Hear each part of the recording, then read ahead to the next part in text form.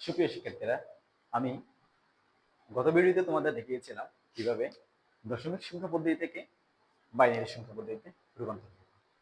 আজকের ভিডিওতে আমি তোমাদেরকে দেখাবো কিভাবে দশমিক সংখ্যা পদ্ধতি থেকে অক্টাল সংখ্যা পদ্ধতিতে রূপান্তর করব। চলো তাহলে শুরু করা যাক।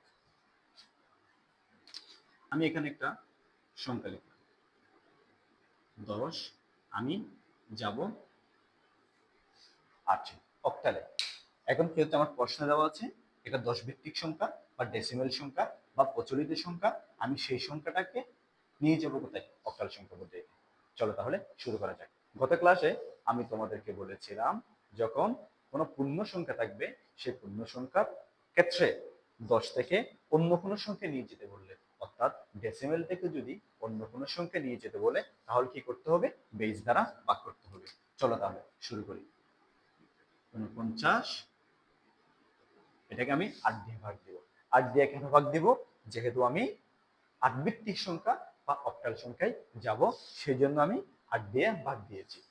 গত ভিডিওতে আমি কি করেছিলাম, আমি 10 থেকে 2 এ আসা দেখিয়েছিলাম। সেখানে আমি কি করেছিলাম, এখানে বাইনারি বেস 2 দিয়ে ভাগ করেছিলাম। চলো তাহলে 49 কে যদি আমরা 8 দিয়ে ভাগ দিই কি হয় দেখো তো। 4 8 32, 5 8 40, 6 8 48, 6 8 48। 49 থেকে 9 থেকে যদি 8 যায় তাহলে কত থাকে? 8। এটাকে বলে আমরা ভাগফল, এটাকে বলে আমরা ভাগশেষ।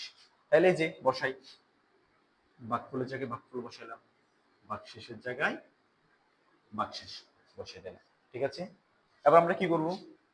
আমরা আবার 6কে কি 8 দিয়ে ভাগ যায়? যায় না। তাহলে এখানে কি বসবে? এখানে শূন্য বসবে, পাশে 6টা চলে আসবে। আমরা কি করব? নিচ থেকে উপরে তুলে দিব। সুতরাং কি হয় দেখো তো, 49 10 সমান। সুপ্রিয় শিক্ষার্থীরা, দেখলা কত সহজে আমরা 10 থেকে 8-এ চলে আসলাম। তাহলে আবার এটা ছিল কি সংখ্যা? পূর্ণ সংখ্যা। চলো আমরা এবার একটা ভগ্নাংশ দেখি।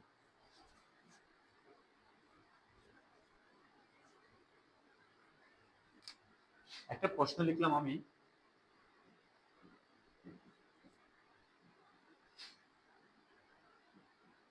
এটা কোথায় যাব? অক্টালে যাব। আমি যখন দশমিক থেকে বাইনারিতে আসা তোমাদেরকে শিখিয়েছিলাম তখন আমি একটা চার্টের মাধ্যমে এই কাজটা করা শিখিয়েছিলাম। চলো আমরা একটা ঘর করি। এই করে তুমি 4টা পর্যন্ত সারি করতে পারো এবং 4টা কলাম করতে পারো। তাহলে এটা কি ছিল? গুণ, এটা হচ্ছে গুণফল, এটা হচ্ছে ভগ্নাংশ, এটা হচ্ছে পূর্ণ সংখ্যা। তার মানে হচ্ছে আমরা প্রশ্ন প্রদত্ত সংখ্যাটাকে বেস দ্বারা গুণ দিব, এখানে গুণফলটা বসাবো, গুণফলটা যদি ভগ্নাংশ আসে ভগ্নাংশ এখানে বসাবো, পূর্ণ সংখ্যা এখানে বসাবো। চলো তাহলে দেখি প্রশ্নে কত আছে। 0.625 গুণ 8, এটা গুণ দাও। এটা যদি আমরা গুণ দিই তখন দেখবে এটা গুণফল আসবে কি 5.00।